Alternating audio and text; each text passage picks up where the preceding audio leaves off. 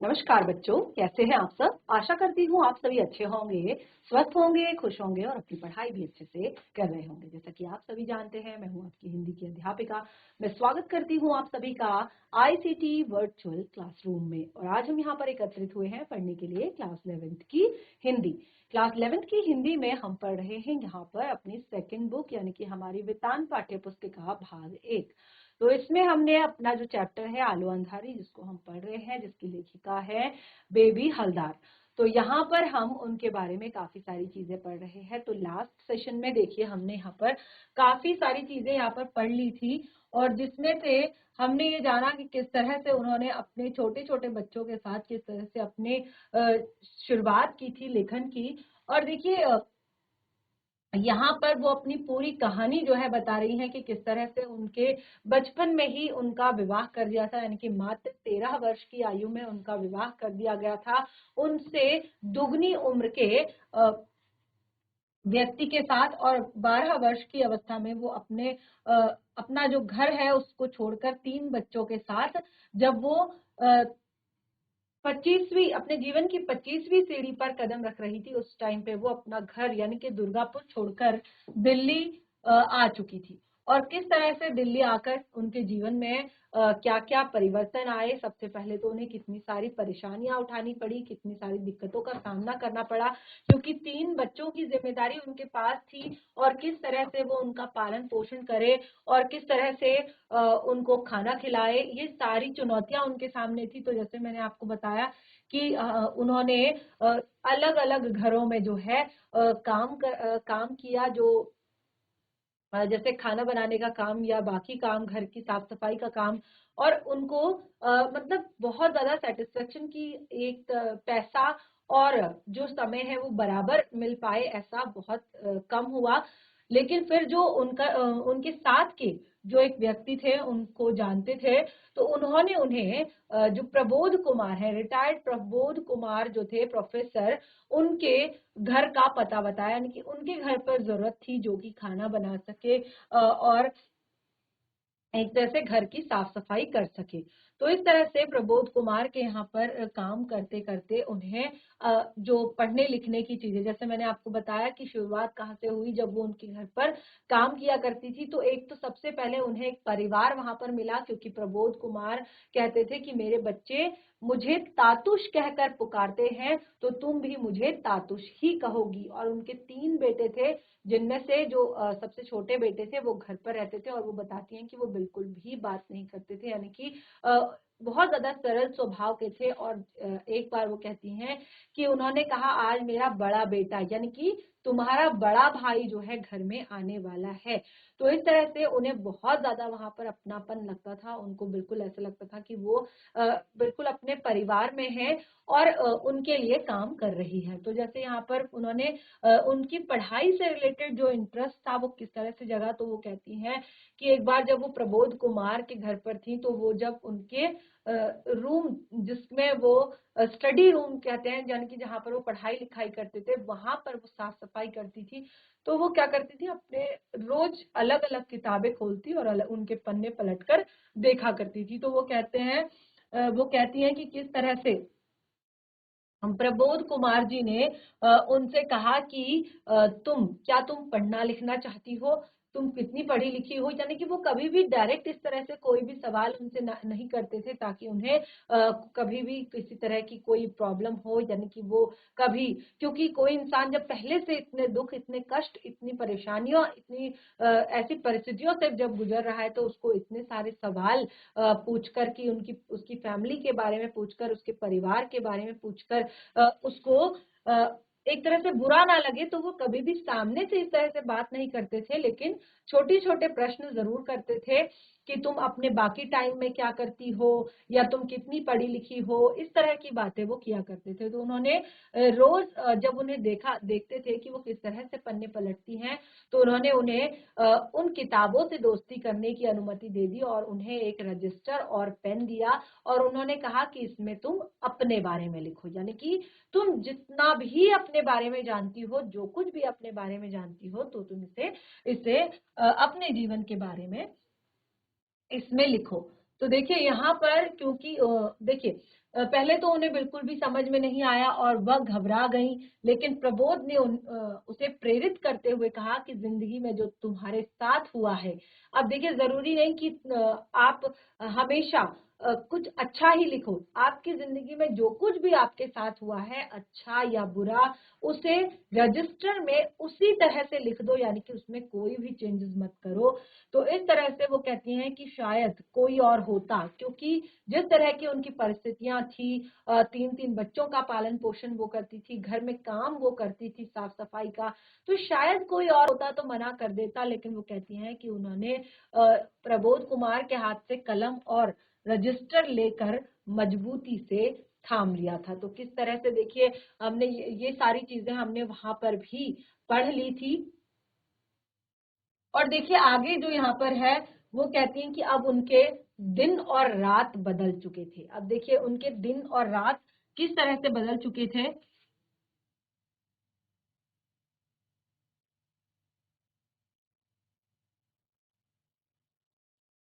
उनका जो ज्यादातर समय होता था, अब वो अपने जीवन का जो जो भी समय होता था, जरा सा भी जो उनको टाइम मिलता था, यानी कि अब वो अपने समय को बिल्कुल भी बर्बाद नहीं करती थी। और वो कहते थे उनके दिन और रात बदल गए थे। घर के कामों को खत्म करके वह सर्वेंट क्वार्टर में जाती। अब देखिए ये सर्वेंट क्वार्टर उन्हें कैसे मिला, ये हम पढ़ रहे थे अपने पीडीएफ से, यानी कि क्योंकि यहाँ पर जो चीजें दी गई है, मैंने आपको बताया ये थोड़ा सा सार के रूप में दी गई है, क्योंकि चैप्टर हमारा काफी लेंदी है। और अब हम जो चैप्टर है उसको हम यहाँ पर अपने पीडीएफ से भी पढ़ रहे हैं, ताकि हम अपने पूरी की पूरी जो ये स्टोरी है इसको डिटेल में पढ़ सकें, और ताकि हमारे जो एग्जाम में इससे रिलेटेड प्रश्न आता है तो उसमें हम बिल्कुल भी चूक ना करें, यानी कि बिल्कुल भी हम ना चूकें। तो आपने देखा कि किस तरह से तातुश जब उनसे बार बार प्रश्न करते थे उनके घर के बारे में, जो हमने लास्ट सेशन में पढ़ा था कि तुमने घर कब बदला, ठीक है। तो इस तरह से उनकी बात हुई और फिर वो कैसे सर्वेंट क्वार्टर में आई, यानी कि कैसे तातुश के घर में ही रहने लगी, वो सारी चीजें इसमें आगे हैं। तो यहाँ पर देखते हैं अब वो जैसे ही क्या करती, देखिए उनके पास समय कैसे बच जाता था, क्योंकि जितना टाइम उनको अपने घर जाने में लगता था, घर से आने में लगता था, बच्चों के लिए दोबारा खाना बनाने में लगता था, बच्चों को खाना खिलाने में लगता था, अब वो टाइम उनका सारा का सारा सेव हो गया। कैसे सेव हो गया, क्योंकि वो अब उसी घर में अपने बच्चों के साथ उनके सर्वेंट क्वार्टर में रहती थी। और वहीं पर जब भी वो खाना बनाती तो बच्चों को भी वहीं पर खिला दिया करती थी, और साथ में खुद भी वो खा लिया करती थी। और इससे उनका बहुत सारा टाइम जो है बच जाता था, और वो सीधे सर्वेंट में क्वार्टर में आकर जो है अपने अतीत को खंगालते हुए, यानी कि अपनी पुरानी यादों को, पुरानी बातों को याद करते हुए जो जो भी उन्हें याद आता वो रजिस्टर पर लिखती जाती। तो वो कहती हैं एक सप्ताह में उसने रजिस्टर के 300 पृष्ठों में 60 पृष्ठों को काला कर दिया था। 300 पृष्ठों में से 60 पृष्ठों को काला कर दिया था, यानी कि देखिए उसने एक हफ्ते में रजिस्टर के 300 पन्नों में से 60 पन्नों को काला कर दिया था, यानी कि 60 पन्नों पर वो अभी तक लिख चुकी थी एक हफ्ते में। तो इस तरह से यहाँ पर उनके लेखन की शुरुआत हुई। और देखिए जो शर्मिला थी, अब देखिए यहाँ पर जैसे मैंने आपको बताया कि किस तरह से जो लेखक के साथ जो बेबी हलदार को तातुश के साथ जो लोग थे वो उन्हें किस तरह से प्रेरित करते थे लिखने के लिए, किस तरह से मोटिवेट करते थे, वो सारी चीजें भी इसमें लिखी हुई हैं। तो एक बार फिर से हम चलते हैं अपने पीडीएफ पर, और जहां से हम इसको डिटेल में पढ़ सकें। तो देखिए मैंने यहाँ पर आपको बताया था कि किस तरह से यहाँ से हमने लास्ट सेशन में छोड़ा था कि किस तरह से वो रूम में डस्टिंग कर रही थी, और उन्होंने देखा कि वहां पर बहुत सारी किताबें थी, कुछ किताबें हिंदी में थी, कुछ किताबें बांग्ला में थी, और वो उन किताबों को उलट पुलट रही थी। और तभी तातुश ने देखा, तातुश वहां पर आ गए और तातुश ने देखा कि तुम कुछ पढ़ना लिखना जानती हो। और वो कहती है कि सुनकर वो अपने मन को महसूस कर रह गई, यानी कि बिल्कुल क्योंकि वो खुलकर कह भी नहीं सकती थी कि वो पढ़ना लिखना जानती है, क्योंकि केवल 6 क्लास तक उन्होंने पढ़ाई की थी।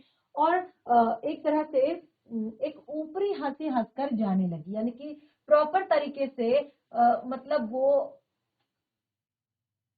हंसी भी नहीं, क्योंकि उनको तातुश के सामने वो बहुत ज्यादा बात नहीं करती थी। उन्होंने फिर पूछा, क्या बिल्कुल नहीं जानती? तातुश ने ये पूछा कि क्या तुम बिल्कुल भी नहीं जानती पढ़ना लिखना?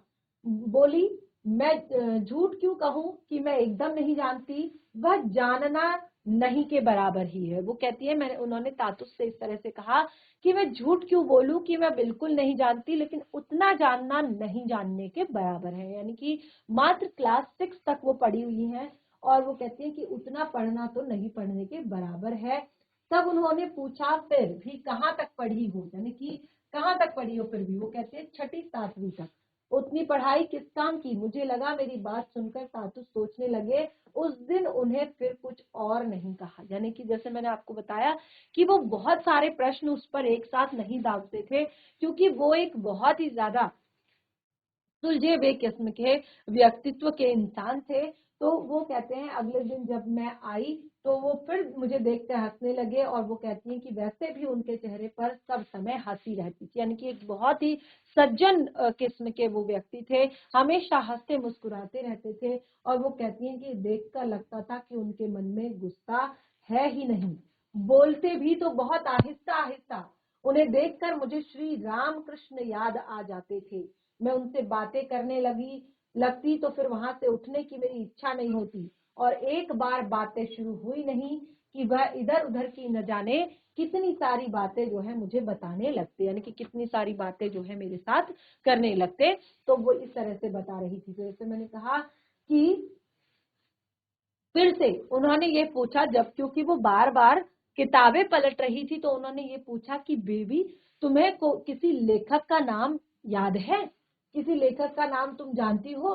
तो वो कहती, मैंने उनकी ओर देखा और हंसते हुए झट से कहा, हाँ कई, जैसे रविंद्रनाथ ठाकुर, काजी नजरुल इस्लाम, सत्यचंद्र, सत्येंद्र नाथ दत्त, सुकुमार राय।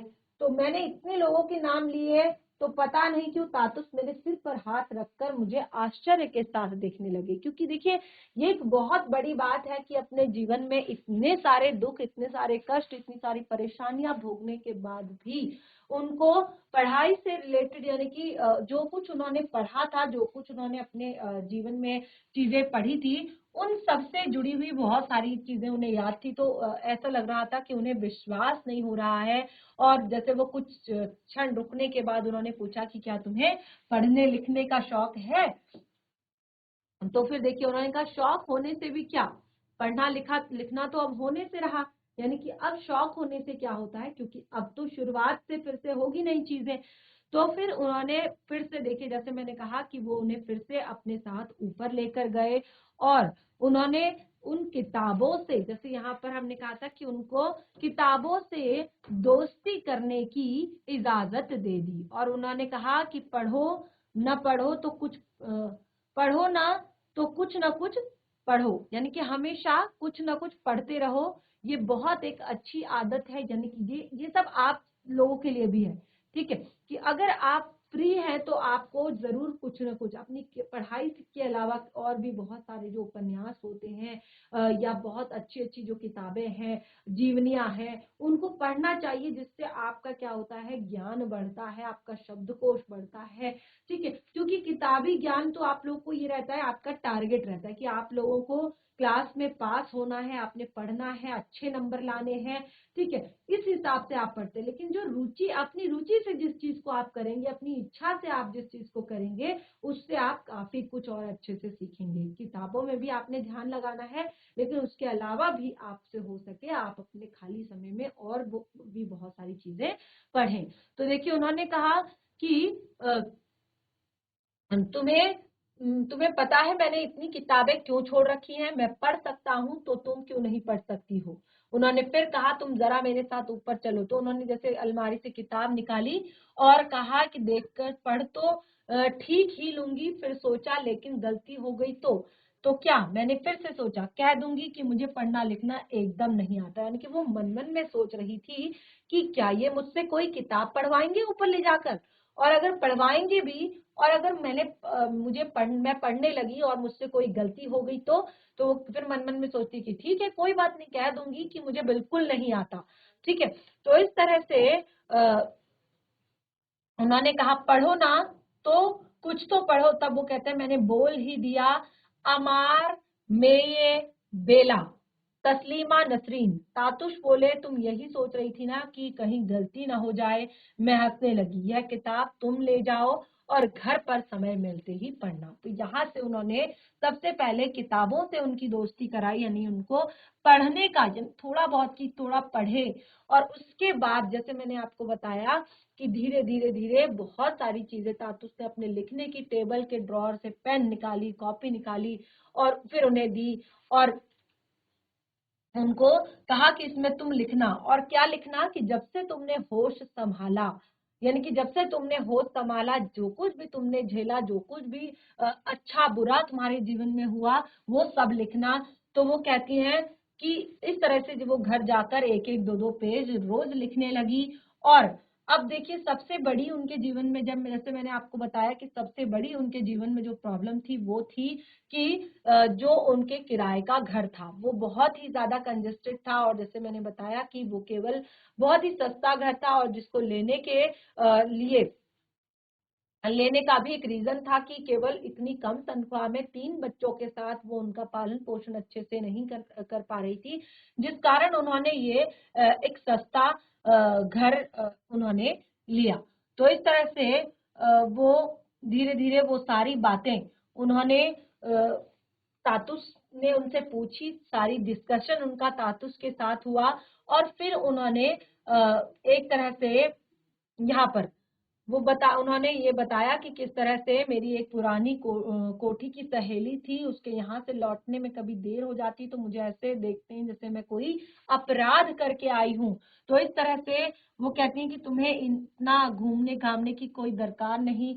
मैं सोचती मेरा स्वामी मेरे साथ नहीं है तो क्या कहीं घूम फिर भी नहीं सकते, और उनका साथ में रहना भी तो न रहने जैसा ही है। यानी कि जो कुछ भी उन्होंने अपने पति के बारे में कहा कि जिस तरह से लोग, जो ये पूरी चीजें हमने यहाँ पर स्किप की है वो हमने इसलिए क्योंकि क्योंकि काफी लेंदी हमारा चैप्टर है, और इसमें जो बातें हैं वो इस तरह की हैं कि आपने देखा कि जब भी कोई अकेली महिला होती है, कोई इस तरह से जब कोई महिला रहती है तो समाज के जो लोग होते हैं उनसे तरह तरह के सवाल करते हैं कि तुम अपने पति के साथ क्यों नहीं रहती, और अगर तुम यहाँ पर रहती हो तो तुम्हारा पति कहाँ रहता है। तो जिस तरह की चीजें मैंने आपको पहले भी यहाँ पर क्लियर की थी कि बहुत सारे एक तरह से प्रश्नों की झड़ी जो है लोग समाज महिलाओं पर लगा देते हैं। तो वो यहाँ पर जैसे उत्तर करती हैं कि मेरा स्वामी मेरे साथ नहीं है तो क्या मैं कहीं घूम फिर नहीं सकती, उसका मेरे साथ रहना भी तो न रहने के जैसा है। यानी कि जब तक वो कोई जिम्मेदारी नहीं उठाता अपने पति होने की, अपने पिता होने की जिम्मेदारी नहीं उठाता, तो फिर उसका साथ रहने का क्या फायदा। तो इस तरह से वो कहती उसने सारी चीजें, बहुत सारी चीजें यहाँ पर झेली। तो वो कहती हैं जब ये सारी चीजें, वो पढ़ाई लिखाई के बारे में रोज उनसे पूछा करते कि ठीक है तुम लिख रही हो कि नहीं लिख रही हो। और तातुश के कुछ जो बंधु थे, यानी कि उनके जो मित्र थे कलकत्ता और दिल्ली में, जिन्हें वह मेरे पढ़ने लिखने के बारे में बताते रहते थे। यानी कि तो तातुश के मित्र जो थे, क्योंकि वो रोज उनसे पूछा करते थे कि तुम लिखती हो कि नहीं लिखती हो। और इस तरह से रोज वो उनसे पूछते, और वो सारी बातें फिर वो जो उनके मित्र कलकत्ता या दिल्ली में रहते थे उनको वो बताते थे। चिट्ठियां लिखकर या फोन पर तातुस मेरे संबंध में जब तक उनको मेरे संबंध में जब तक उनको पूछते और बताते रहते थे। एक दिन वो कहती हैं कि मैं अपने घर में बैठी अपने बच्चों से बातें कर रही थी। देखिए एक दिन कैसे हुआ, वो कैसे सर्वेंट क्वार्टर में पहुंची उनके घर पर, जिससे उनकी जिंदगी में और भी एक तरह से एक अच्छा बदलाव आया। तो वो कहती हैं कि जब वो अपने बच्चों के साथ वहां पर बैठ रही थी तो वो वहीं पर एक तरह से वहां पर जो मकान मालिक था उसका जो है लड़का वहां पर आया, और वो तरह तरह की बातें उनके साथ करने लगा। और वो कहती है कि वो इस तरह की बातें कर रहा था कि जिनका जवाब देने में भी उनको बिल्कुल भी अच्छा नहीं लग रहा था। तो इस तरह से वो कहती हैं कि मैंने उन्हें अनसुना किया और मैंने सोचा कि अब मेरा भला इसी में है कि मैं इस घर को भी जल्दी से जल्दी छोड़ दूं, क्योंकि वो कहती हैं कि घर में यहाँ पर मैं अपने काम पर जाती हूँ और साथ में घर भी ढूंढती रहती हूँ। और एक दिन वो कहती है मैं काम से लौट रही थी तो मेरे बच्चे जो है रोते रोते दौड़ते चले आ रहे थे, यानी कि उनके बच्चों को भी परेशान करते थे। और वो कहती हैं कि मम्मी जल्दी चलो हमारा घर तोड़ दिया है। और बच्चों की बात से मैं चौंक पड़ी। वो कहती है मैंने कहा चलो, और वहां पहुंचकर देखा तो सचमुच घर का सारा सामान बिखरा पड़ा था। सब देखकर मैं सिर पकड़कर बैठ गई और वो सोचने लगी कि वो कहती हैं कि अब मैं कहाँ जाऊंगी और मुझे दूसरा घर कहाँ मिलेगा। तो देखिए कितनी सारी चीजें उन्होंने फेस की थी अपने जीवन में, कितने दुख, कितनी परेशानियां, कितने कष्ट उन्होंने फेस किए थे, और वो अभी तक भी कर रही थी जब वो तातुश के घर पर काम करती थी, सोचिए। तो इसीलिए वो कहती है कि अभी वो कहते हैं घर में कोई भी बड़ा, कोई ना तो मर्द था, कोई लड़का, कोई स्वामी नहीं था कि जो मेरे यहाँ होते हुए भी मतलब ऐसा कोई नहीं था। इसलिए वो कहती मेरा सामान अभी भी उसी तरह से बिखरा हुआ था, और जबकि जो दूसरे घरों के लोग थे वो अपना सामान सहेज चुके थे। वो कहते हैं हम हमें छोड़कर वहां बस कुछ ही लोग बचे थे, वे इसीलिए रुक गए थे क्योंकि मेरे बच्चों से उन्हें मोह था। यानी कि कुछ लोग जो है जो थोड़ा सा सिंपैथी दिखाते थे, थोड़ा सा बच्चों से लगाव जिनको था, वही लोग वहां पर थे, बाकी सब लोग चले गए थे वहां से। तो इस तरह से उन्हें मालूम अब देखिए वो कहती है पास में ही मेरे दो भाई थे, उन्हें पता था कि मैं कहाँ रहती हूँ, उन्हें यह भी मालूम था कि वहां के सभी घर तोड़ दिए गए हैं, फिर भी वो खोज खबर लेने नहीं आए। तो उनके जो भाई थे वो बिल्कुल उनकी कोई भी खोज खबर लेने नहीं आए। और वो कहती हैं कि पता नहीं मेरे भाग्य में और कितना कष्ट और कितना दुख भोगना लिखा है। और फिर वो कहती हैं कि उस दिन कोई भी घर खोजना खाजना नहीं हुआ। रात 8 बजे फिर भोला दा घर आया। वो कहती है वो मुसलमान था और पास में ही रहता था, और उसका भी घर तोड़ दिया गया था। अब देखिए यहाँ पर एक चीज और बताई गई है कि जो इंसान के संबंध होते हैं, ठीक है, तो कई बार क्या होता है कि जो हमारे खून के रिश्ते होते हैं उनसे भी बढ़कर हमारे जो दोस्ती के या एक तरह से मित्रता के जो रिश्ते होते हैं वो हमारे बड़े निकलते हैं। अब देखिए यहाँ पर उनके भाइयों ने उनको इग्नोर किया और उनके भाइयों ने उनके बारे में कोई कोई सुध नहीं ली, किसी बात की पूछताछ नहीं की, और जहां पर बाहर के लोग वो कहती हैं कि मेरी मदद कर रहे थे। तो यहाँ पर देखिए वो कहती है भोला दा ने कहा इस तरह बच्चों के साथ तुम रात में कहाँ रहोगी, इतना कहकर वह हम लोगों के पास बैठ गया। और वो कहती है उस हालत में किसी को कैसे नींद आ सकती थी, क्योंकि पूरा खुला हुआ एक तरह से छत था, खुली जगह थी, उनको घर से बाहर निकाल दिया गया था। तो इस तरह से वो कहती हैं सवेरे जब मैंने सोचा तो वो कहती हैं कि तातुश ने पहले ही कहा था रहने के लिए वह मुझे जगह भी दे सकते हैं, तो एक बार बात करके देख लूं। मैंने उससे कहा भोला दा तुम ही एक बार चलकर उनसे बात कर लो ना, मेरे कहने की हिम्मत नहीं हो रही। तो मैं उसे लेकर चली आई। अब देखिए तातुश को ये सारी चीजें बिल्कुल भी नहीं पता थी कि उनके साथ क्या क्या परिस्थितियां हो रही हैं। तो वो उनको थोड़ा सा कहने में भी हेजिटेशन हो रही थी, क्योंकि अभी तक तातुश ने उनके लिए जो भी कुछ किया था वो बहुत बड़ी बात थी। और कोई भी मुझे लगता है आज के टाइम में भी किसी भी सर्वेंट के लिए, यानी कि किसी भी अपने घर में काम करने वाले के लिए कोई भी इतना कुछ नहीं करता है। तो जैसे उन्होंने कहा कि मैंने उनसे कहा एक बार तुम ही उनसे बात कर लो। तो इस तरह से वो कहती हैं कि जब मैं उसे घर लेकर गई तो फिर वो बाहर ही खड़ा हो गया और मैं भीतर चली गई। और वो कहती है देखा तो जो तातुस है वो अखबार पढ़ रहे थे, और मुझे देखते ही बोले क्या बात, तुम रोज तो ऐसी नहीं दिखती, तुम्हारा चेहरा सूखा सूखा क्यों है। तो मैंने उन्हें सारी बातें कह दी, कैसे हम लोगों के घर बुलडोजर से तोड़ दिए गए, कैसे सारी रात मुझे बच्चों के साथ ओस में पड़े रहना पड़ा। तो मैंने उनसे कहा मेरे साथ मेरी जान पहचान का एक आदमी आया है, आपसे बात करना चाहता है। मेरी बात सुनकर तातुश फौरन बाहर गए और भोला दास से बातें कर मेरे पास आए और बोले तुम रात को ही क्यों नहीं चली आई। और वो कहते हैं अब बताओ कब आ रही हो? मैंने कहा आप जब कहेंगे, यानी कि जो सर्वेंट क्वार्टर है।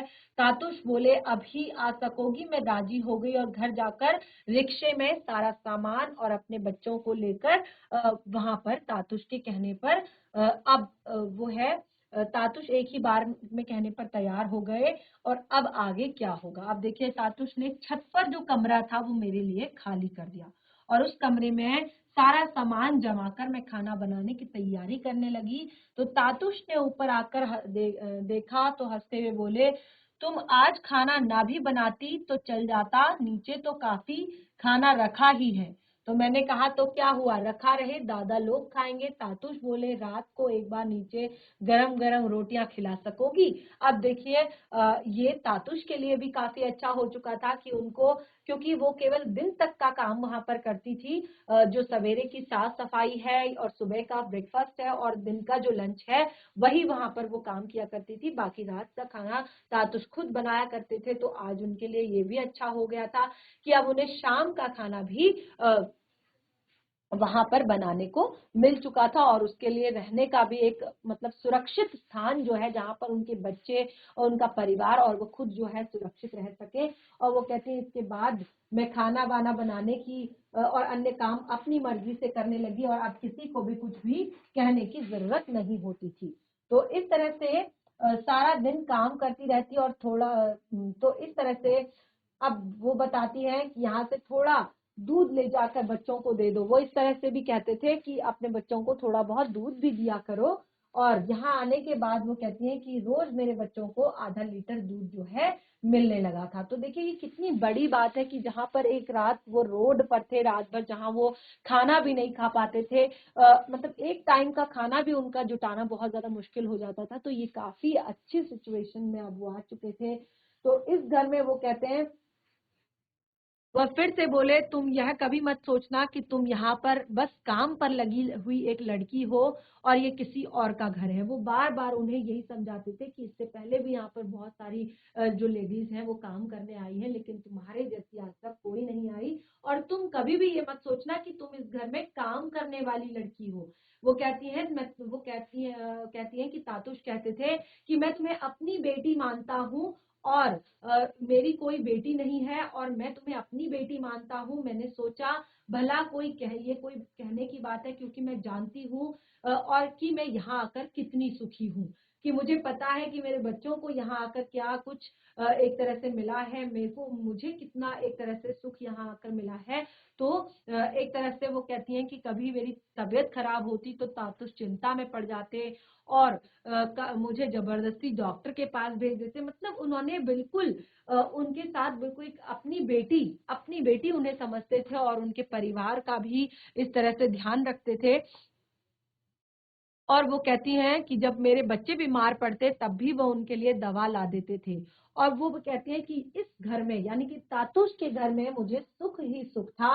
और कभी कभी उनका जब उनका मन उदास होता तो 2 मास से मुझे अपने बड़े लड़के की कोई खबर नहीं मिली थी, क्योंकि तातुश शायद समझते थे। एक दिन हठात उन्होंने पूछा कि बेबी तुम्हारा बड़ा लड़का कहाँ रहता है, तुम कभी जाकर उससे मिल क्यों नहीं लेती? 1 2 बार 3 बार वह पूछ ही रहे थे और मैं कोई जवाब नहीं दे पा रही थी, क्योंकि उन्होंने जो उनका जो बड़ा बेटा था जो लोग लेकर गए थे वो मेरे घर के पास ही रहते थे। उन्होंने अपने बड़े बेटे को किसी और को जो है दे दिया था कि वो वहां पर काम भी करेगा और पढ़ाई भी करेगा।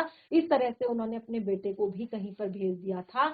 और वो कहती है उसके घर का नंबर उन्हें ठीक ठाक से मालूम नहीं था और जो जो नंबर वहां बताए गए थे, वो कहती है मैं वहां गई थी और एक बार नहीं कई बार गई, लेकिन घूम फिर कर लौट आई और इतना भर सुना है कि उस घर के मालिक की यही कहीं दवा की दुकान है।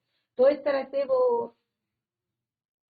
उन्होंने कहा कि अच्छी तरह से तुम्हें अपने बेटे को भेजने से पहले अच्छी तरह से जान समझ लेना चाहिए था और ऐसे तुम्हें अपने बेटे को नहीं भेजना चाहिए था। तो क्योंकि अब देखिए उन्होंने जिन परिस्थितियों में उन्होंने अपने बेटे को किसी और के साथ भेजा था, तो ये परिस्थितियां कुछ और थी। ऐसी सिचुएशन में जब उनके बच्चों के पास खाने के लिए नहीं था, उनके उनके पास अपने बच्चों के पालन पोषण के लिए चीजें नहीं थी, तो कैसे वो अपने 3 बच्चों को एक तरह से रखती। तो वो कहती हैं कि उस टाइम पे तातुस मुझे बिना कुछ बताए 3-1 घंटे के लिए बाहर चले गए और आते ही वह फोन करने लगे। तो वो कहती है मैं किचन में खाना बना रही थी, मैंने सुना वह किसी से बातें कर रहे हैं और साथ में मुझे भी बुला रहे हैं। और इस तरह से मैंने देखो कौन है, मैंने फोन कान पे लगाया, पता नहीं कौन हेलो हेलो किए जा रहा था, मैं उसकी आवाज पहचान नहीं पा रही थी। कान से फोन हटा तो मैंने तातुस से पूछा कौन बात कर रहे हो। तो वो कर रहा है। तो उन्होंने कहा अरे तुम अपने बेटे को नहीं पहचान रही हो। तो इस तरह से उन्होंने कहा हाँ बेटा मैं तेरी माँ बोल रही हूँ। वो बोला माँ कौन माँ? बेबी। मैं हाँ बेटा मैं तेरी माँ, तू कैसा है? वह बोला माँ मैं बिल्कुल ठीक हूँ, मैं यहाँ अच्छी तरह हूँ। आप उसकी बातें सुनकर लगा कि मेरा लड़का अब बड़ा हो रहा है और उसकी आवाज भी बदल रही है और 1-2 महीने में ही वह कितना बदल गया है। अब वो कहती है उसे देखने की मेरी इच्छा होने लगी।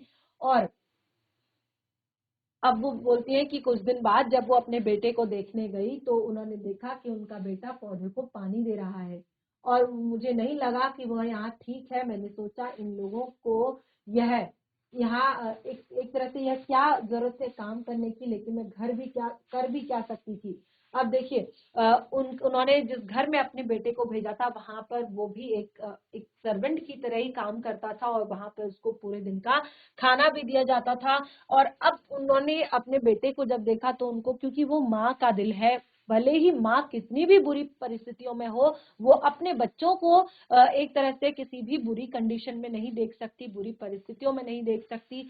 तो उन्होंने अपने बच्चे को कहा, एक तरह से सोचा कि अब वो अपने बच्चे को उस घर में नहीं रखेंगी, जैसे ही भी हो वो उसे अपने पास ही रखेंगी। तो तब शायद यह सब समझते थे, इसीलिए बीच बीच में वो मुझसे फोन पर हालचाल जानने के लिए कहते थे। और मैं उससे फोन करती कि तो यह जानना चाहता कि मैं कहाँ रहती हूँ, घर का नंबर क्या है। और मैं यह सोचकर बात टाल जाती कि कहीं बिना किसी को बताए वह मेरे पास आ गया तो तातुश क्या सोचेंगे। तो इस तरह से ये सारी चीजें होती गई। और एक दिन तातुश ने स्वयं ही कहा कि तुम अपने बड़े लड़के को काली पूजा पर कुछ दिन के लिए ले आना। यानी कि जब जो काली की पूजा होती है तो उस टाइम पे तुम अपने बड़े लड़के को कुछ दिन के लिए अपने पास ले आना। तो वो कहती है ये सुनकर मैं बहुत खुश हुई और फिर बोले उसके लिए यही काम देखो जिससे वह रोज तुमसे मिलजुल सके, लेकिन बेबी जानती हो बच्चों से काम कराना गैर कानूनी होता है। अब देखिए उन्होंने यहाँ पर, क्योंकि उनका बेटा भी ज्यादा बड़ा नहीं था और अभी एक तरह से 18 साल का नहीं हुआ था, तो उन्होंने केवल इस कारण कि क्योंकि वो अपने 3 बच्चों का पालन पोषण एक साथ नहीं कर सकती है, इस कारण उन्होंने किसी और के घर पर उसको भेज दिया था जहां पर वो पूरे दिन काम करता था और वहीं पर उसको रहने और खाने के लिए दिया जाता था। तो इस तरह से वो कहती है कि वो उसे ऐसी जगह भेजो जहां पर वो काम के साथ साथ कुछ लिखना पढ़ना भी सीखे और ऐसा कुछ करे, कुछ हमें करना होगा। तो फिर वो कहती है 3 बच्चों को लेकर क्या यहाँ रहना हो पाएगा? यानी कि एक जो उनके घर पर रहना, क्योंकि अब देखिए जिसने आपके ऊपर इतने सारे एहसान किए हों, आपको रहने के लिए घर दिया है और उनके बच्चों के लिए पढ़ाई, उनको दूध और एक तरह से सारी चीजें वो देते हैं, तो अब क्या वो तीसरे बच्चे की उनकी जिम्मेदारी उठाने के लिए तैयार होंगे? तो वो ये सोचती हैं कि इस तरह से तातुश की बातें सुनकर मुझे बहुत माया होती। मैं सोचती इस तरह से तो कभी मेरे माँ बाप ने भी मुझे नहीं समझाया। यानी कि क्योंकि उन्हें बहुत ज्यादा एक तरह से अच्छे से वो समझाते थे कि किस तरह से तुम्हें अपने बच्चों का पालन पोषण करना है, कैसे तुम्हें अपने बच्चों को चीजें सिखानी है, समझानी है। तो वो कहती है कि इस तरह से वो मुझे सिखाते थे, समझाते थे, इस तरह से कभी मुझे मेरे माता पिता ने भी नहीं समझाया। लगता है पिछले जीवन में बस सचमुच मेरे बाबा ही थे, नहीं तो मेरे अच्छे बुरे की इतनी उन्हें चिंता वो क्यों करते। तो जितना समय वो कहती हैं कि तातुश ने कहा कि मैंने जो तुम्हें पढ़ने लिखने का काम दिया है वो तुम कर रही हो कि नहीं कर रही हो, कि बस यहाँ वहां की बातों में अपना जो समय है वो लगा रही हो। तो इस तरह से वो कहती हैं कि वो मुझे भी बीच बीच में कहते रहते। और वो कहती है कुछ दिन बाद तातुश ने मुझे बुलाया और कहा बेबी तुम अपने लड़के को वहां से ले आओ, मुझे उसका वहां काम करना अब बिल्कुल भी अच्छा नहीं लगता। अब उन्होंने खुलकर कह दिया कि तुम अपने बेटे को वहां से ले आओ, मुझे उसका काम करना बिल्कुल अच्छा नहीं लगता, और वह इसी तरह दूसरों के घर काम करता रहेगा तो उसका जीवन बर्बाद हो जाएगा और यह ठीक नहीं। तातुश ने आगे कहा कि मैं एक शिक्षक हूँ और मैं नहीं चाहूंगा कि बच्चे का जीवन इस तरह से नष्ट हो जाए। वो कहती हैं कि तातुश कहते हैं कि मैं एक शिक्षक हूँ, जैसे मैंने आपको बताया कि वो मानव विज्ञान के प्रोफेसर से रिटायर्ड हैं, तो वो कहते हैं कि मैं स्वयं एक शिक्षक हूँ और मैं बिल्कुल नहीं चाहूंगा कि किसी एक बच्चे का जीवन इस तरह से नष्ट हो जाए, और तुम आज ही जाकर अपने बेटे को वहां से ले आओ। तो इस तरह से अब तातुश उसके लिए कोई अच्छी जगह ढूंढने लगे जहां पर वो जाकर पढ़ाई कर सके, कामकाज कर सके। तो वो कहती हैं अब मेरे 3 बच्चे यहाँ पर थे और फिर भी मैं खुश नहीं थी। क्योंकि वो इसलिए खुश नहीं थी क्योंकि उसको अब ये सारी चीजें गिल्ट फील करा रही थी कि वो कितना करेंगे हमारे लिए, क्योंकि उन्होंने अभी तक बहुत सारी जिम्मेदारियां उनकी उठाई थी, सारे एक तरह से सब कुछ उनके लिए किया था। तो एक तरह से वो कहती है कि उन लोगों का ऐसा स्नेह देखकर मैं कभी कभी सोचने लगती कि इतना सुख अभी तक कहाँ था। वो कहती हैं कि मेरे जीवन में मैंने कभी नहीं सोचा था कि मुझे इतना सुख मिलेगा, ये सुख कहाँ था अभी तक। और वो कहती है मैंने इतने घरों में काम किया लेकिन इस घर के जैसे लोग मुझे कहीं पर नहीं दिखे। इसके लिए जहां भी मैं रही वहां काम करने का मुझे महीना मिलता था, वहां वैसा कुछ नहीं था। तातुश कहते यह समझकर मैं तुम्हें पैसे नहीं देता कि महीना दे रहा हूँ, तुम यह कभी मत सोचना मैं तुम्हें उस हिसाब से पैसे देता हूँ, बस तुम यही समझो कि तुम्हें जेब खर्च दे रहा हूँ। यानी कि वो कहते हैं कि तुम मेरी बेटी हो, ये तुम्हारा घर है, तुम अपने घर में काम करती हो, अपने बच्चों का पालन पोषण कर रही हो, और जो मैं तुम्हें ये पैसे देता हूँ इसे तुम अपने महीने की तनख्वाह मत समझो, इसे समझो कि मैं तुम्हें तुम्हारा जेब खर्च दे रहा हूँ, यानी कि तुम्हारी पॉकेट मनी दे रहा हूँ, तुम्हारे पर्सनल जो अपने खर्चे हैं उनके लिए मैं तुम्हें ये दे रहा हूँ। तो इस तरह से देखिए उनके जीवन में काफी सारे बदलाव आए, और आप देख सकते हैं कि हमने कितनी सारी चीजें इसमें डिटेल में पढ़ी। और वो कहती हैं कि मेरा जेब खर्च तब ज्यादा बढ़ गया जब तातुश के छोटे लड़के अर्जुन दा और उनके 2 बंधु भी वहीं पर रहने लगे, क्योंकि उनका काम बढ़ गया था, और इससे वो कहती हैं कि तातुश ने मेरी सैलरी भी बढ़ा दी थी। तो देखिए आगे भी इसमें बहुत सारी चीजें यहाँ पर शेष हैं, जैसे कि मैं इस टॉपिक को पढ़ ही रही हूँ, काफी सारी चीजें छोड़ छोड़कर हम इसको पढ़ रहे हैं, क्योंकि हम उसको सार के रूप में भी आगे पढ़ रहे हैं और डिटेल में भी पढ़ना जरूरी है। तो टॉपिक अभी काफी लेंदी है, उसको कंटिन्यू करेंगे हम अपने नेक्स्ट सेशन में। इसी तरह से थोड़ा सा इसको ध्यान पूर्वक पढ़ेंगे तो चैप्टर आपको क्लियर हो जाएगा। तो तब तक के लिए धन्यवाद। आपका दिन शुभ हो।